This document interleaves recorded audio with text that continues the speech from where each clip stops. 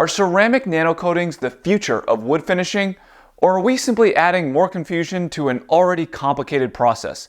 We'll be answering those questions and many more while testing the appearance, protection, and repairability of these 4 popular products. Let's start with a simple visual. This is a piece of walnut, and it's finished with the ever-popular hard wax oil Rubio Monocoat. It has a very natural appearance with a matte to satin sheen, and objectively, a nice looking sample. However, let's take a look behind door number 1, because on the other side of this board is Rubio Monocoat plus a ceramic coating over the top. And it's very evident that one does not look like the other. And what about on a lighter color wood like this spalted pecan? And yes, it's pronounced pecan. Zach Brown Band is greater than Webster's. Sweet tea, pecan pie, no. It's the same story here behind door number 2. Take note of how much more vibrant the ceramic side is. And I wanted to start with this visual before getting into how ceramics work, because it's important to see why they are so enticing. We've grown accustomed to sanding to 180 grit, applying an idiot-proof hard wax oil, and then you're done.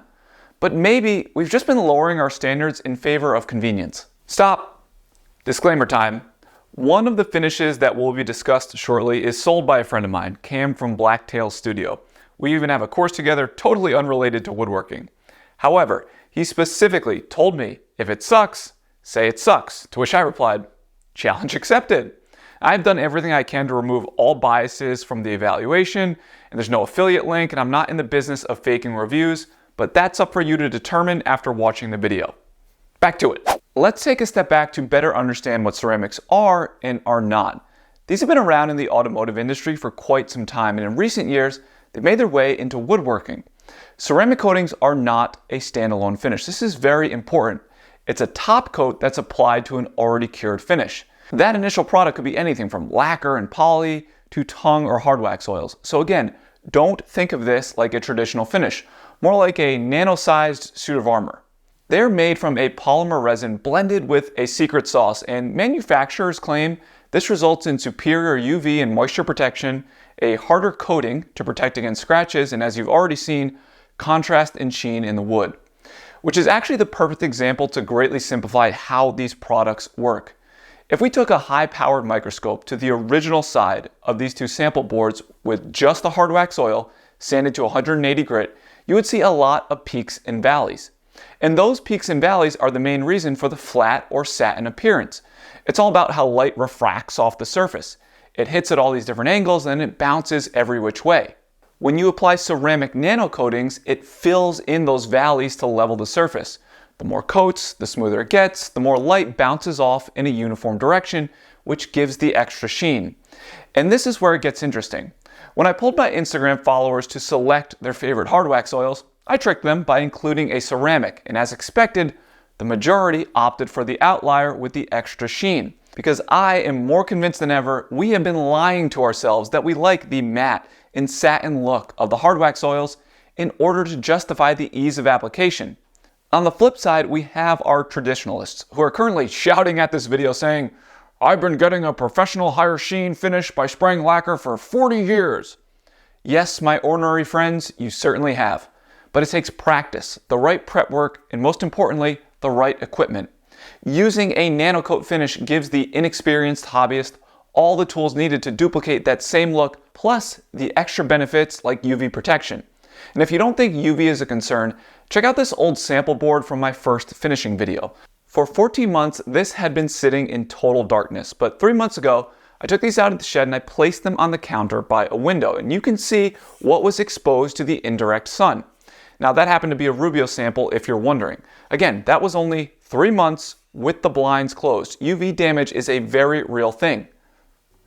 But the secret sauce is what you're filling in those valleys with, because the bonds of those resins are so tight, they don't like making friends with other atoms, like those found in liquids. You might have heard this referred to as hydrophobic. Now, I can't take credit for what you're about to see. Johnny Builds came up with this demo, but notice what happens when a portion of this board is taped off and then a nano coating is applied. Like I said, they don't like making friends, and a pseudo-atomic wall is created around the hard wax oil portion of the board. Even when you try to pull the water away, it runs right back home. Another great visual is the way liquids bead on the surface of the wood. You can see the difference in the ceramic side and the hard wax only portion. There's a bunch of nerdy science stuff going on, like surface tension, etc., but we don't need to get into the weeds on that. If you've followed my channel for any length of time, hopefully you've noticed that I love making videos in this format. More specifically, taking a topic that can be intimidating or confusing, and then presenting that information as clearly as possible without any fluff. It's how I personally like to learn myself. And if you prefer this style of content, do yourself a favor and check out the Red Desk. It's a series that covers a variety of topics like home ownership, tackling debt, even retirement planning. The Red Desk is hosted on the Rocket Learn YouTube channel, and like my videos, the goal is to demystify all things personal finances. Also, I greatly appreciate the host of this series who is fun and engaging to listen to, instead of some monotone person that is unrelatable and brings you back to boring classes from high school. While I love making YouTube videos, I'm sure all of you will get sick of me soon enough, so my wife and I have been talking a lot about retirement planning lately.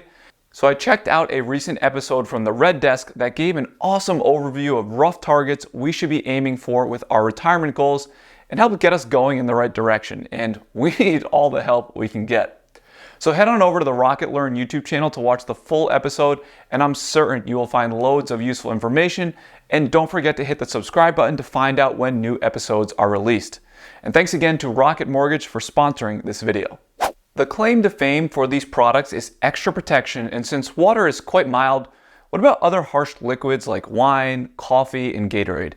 A couple months back, I ran a simple stain test with these ceramics in 8 popular hard wax oils, and the results weren't terribly surprising. The bottom performers in the hard wax oils looked like the floor of my college apartment, and even the best products still showed slight staining from the coffee or wine.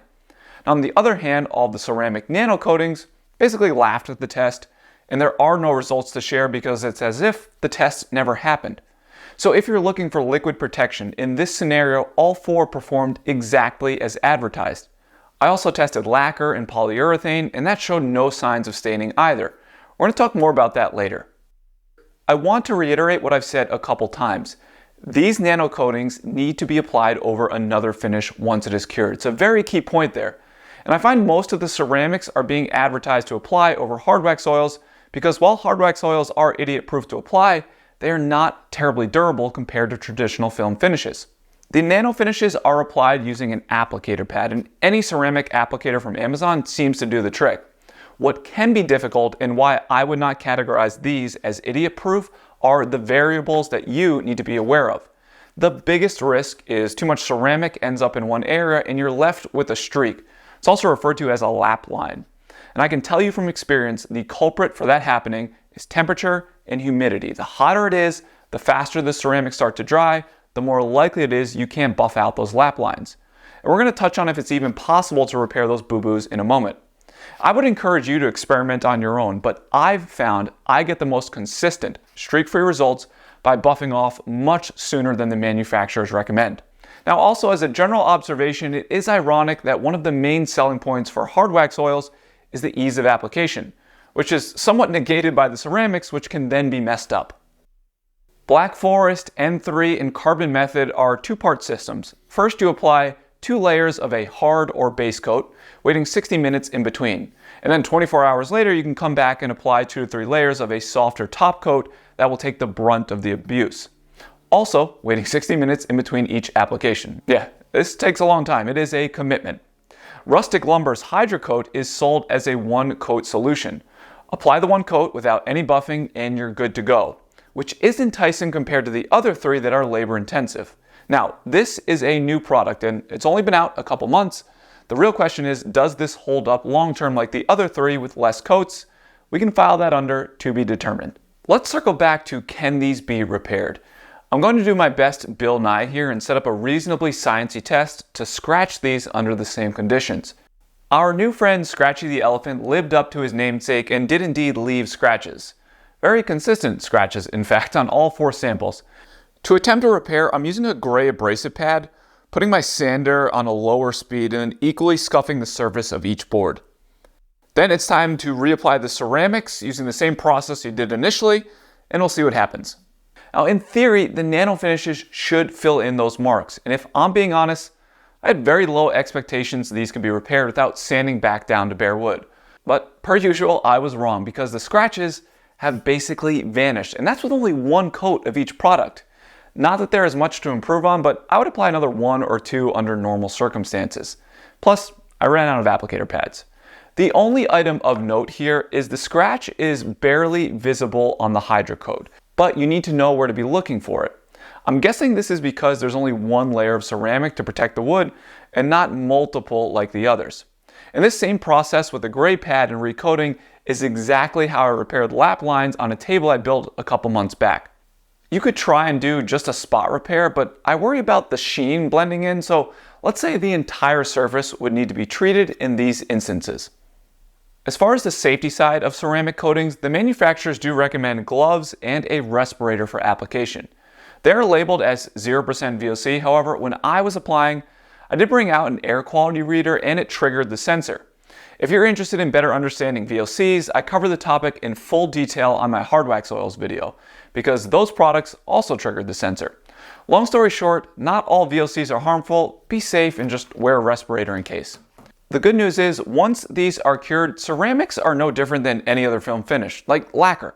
Harmful chemicals and risk up front, smooth sailing in the back, like a good mullet. Carbon method, for instance, meets California Prop 65, which is not an easy thing to do. And it recently passed food safe testing, but that's once it's cured. Don't use this in place of olive oil or something. If you're interested, I would encourage you to research the safety and data sheets for all products and make your own informed decisions when it comes to your own health. Alright, we know how they apply, perform, safety, but let's talk about the appearance differences in these 4 products.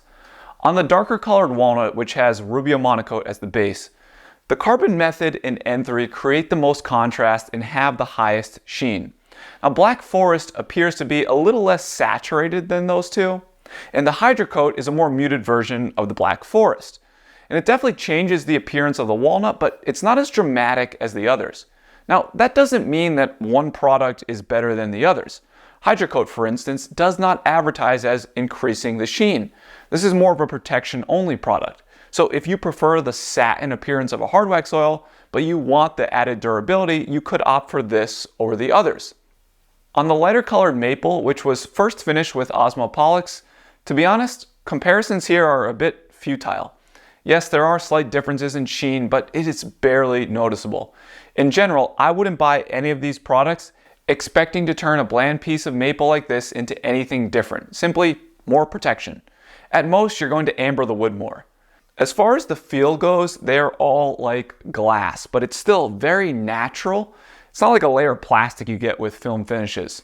Think of it like sanding up to 400 grit plus less friction without actually sanding to 400 grit, which I guess is a really big draw and a serious consideration on a larger project.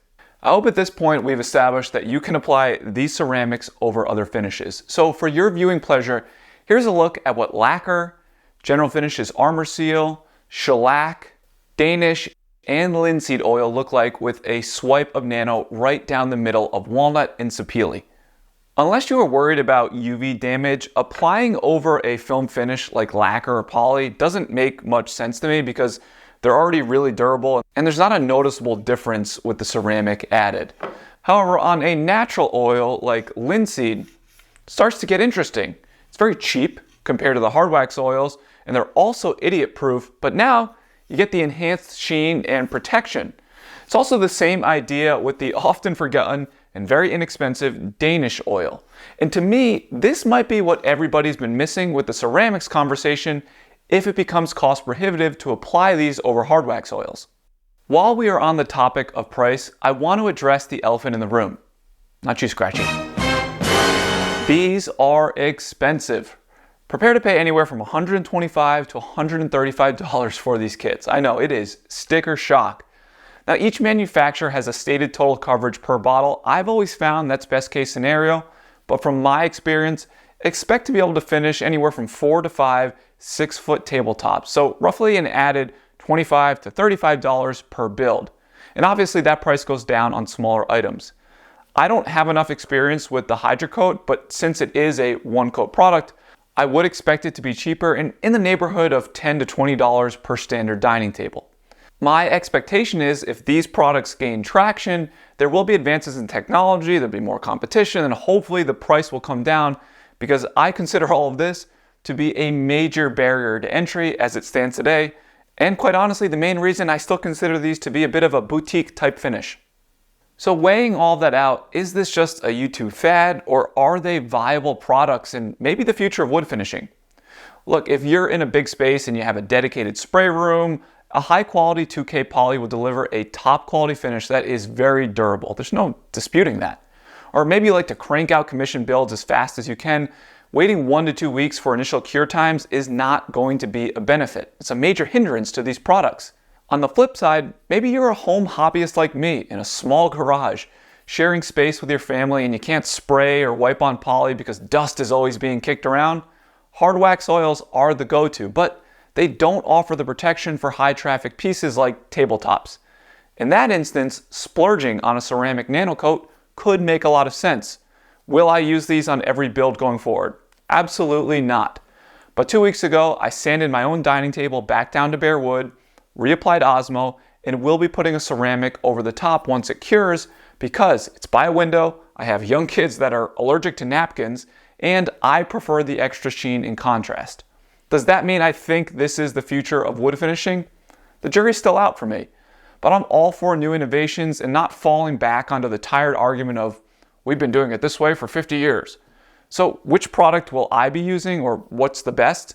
To me, this all comes down to personal preference and what you liked when I showed the side-by-side on a light and dark wood.